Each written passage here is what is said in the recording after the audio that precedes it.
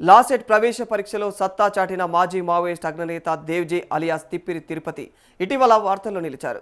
తాజాగా ఆయన పేరు మరోసారి తెరపైకి వచ్చింది. దేవ్జీ ఇంటర్లో ఉత్తీర్ణత సాధించారు. జగిత్యాల జిల్లాలోని కోరుట్లకు చెందినటువంటి తిప్పిరి తిరుపతి 1980 నుంచి 1982లో కోరుట్లలోని ప్రభుత్వ జూనియర్ కళాశాలలో ఇంటర్ ఎంపీసీ గ్రూపు చదివారు. అప్పట్లో ఆర్ఎస్యు రాడికల్ స్టూడెంట్ యూనియన్ భావజాలానికి ఆకర్షితుడై అందులో చేరారు. ఈ క్రమంలోనే ఇంటర్ సెకండ్ ఇయర్ తెలుగు పరీక్ష రాయలేకపోయారు. ఇక అది మినహా మిగిలినటువంటి అన్ని సబ్జెక్టుల్లో ఆయన ఉత్తీర్ణులయ్యారు.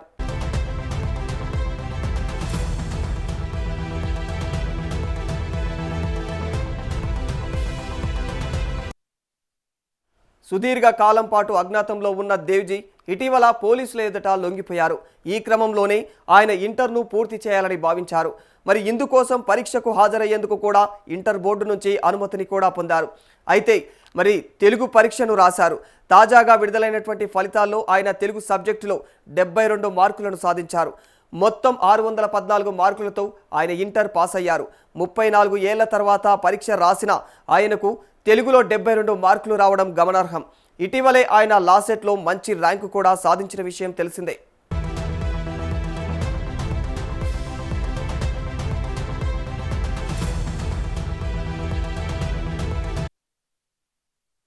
దేవ్జీ అలియాస్ తిప్పిరి తిరుపతి న్యాయవాద వృత్తిలో కొనసాగాలనుకుంటున్నారు. ఇందుకోసం ఇటీవల 5 ఏళ్ల న్యాయవాద విద్యా కోర్సు ప్రవేశ పరీక్షలను రాశారు. ఆ రిజల్ట్స్ ఇటీవలే విడుదల కాగా దేవ్జీ 57 మార్కులు సాధించి 349 ర్యాంకును సాధించారు. మరి సుమారుగా 34 ఏళ్ల తర్వాత మళ్ళీ కలం పట్టినటువంటి దేవ్జీ ప్రతిభను పలువురైతే ప్రశంసిస్తూ ఉన్నారు. లాసెట్లో మంచి ర్యాంకు సాధించినందుకు ఆయనను అభినందించారు.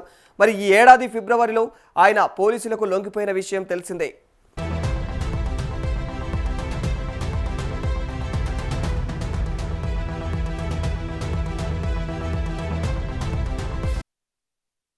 జగిత్యాల జిల్లాలోని కోరుట్ల ప్రాంతానికి చెందిన తిప్పిరి తిరుపతి అలియాస్ దేవ్జీ ఇంటర్మీడియట్ వరకు చదువుకున్నారు. తర్వాత 1980 దశకంలో నాటి పీపుల్స్ వార్ కార్యక్రమాల పట్ల కూడా ఆసక్తుడై ఉద్యమంలో చేరారు.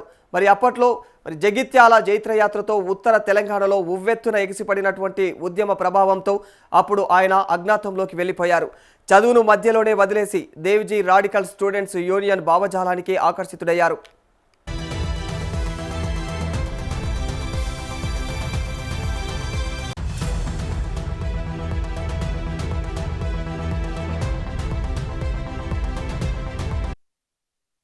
అనంతరం ఉద్యమంలో ప్రవేశించారు. 3 దశాబ్దాల కాలం పాటు అజ్ఞాతంలో ఉన్నారు. మావోయిస్టు పార్టీలో కీలక బాధ్యతలు నిర్వహించారు.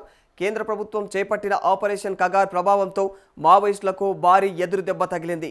ఆ పార్టీ కీలక నాయకులు ఒక్కొక్కరిగా ఎన్కౌంటర్లో మృతి చెందడం మావోయిస్టు పార్టీ బలహీనపడటంతో కొద్ది రోజుల క్రితమే ఆయన మరికొంతమంది మావోయిస్టులతో కలిసి జనజీవన స్రవంతిలో కలిశారు.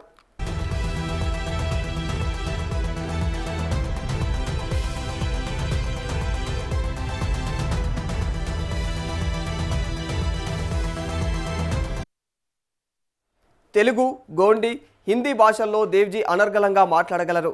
దేవ్జీ, సుదర్శన్, సంజీవ్ కుమ్ము దాదా అనే ఇతర పేర్లతో కూడా చెలామణి అయ్యారాయన.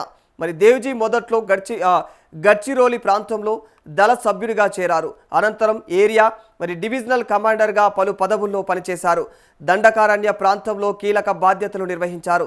2001లో Maoist party central committee central military కమిషనర్కు కూడా ఇన్ఛార్జిగా తిప్పిరి తిరుపతి పనిచేశారు.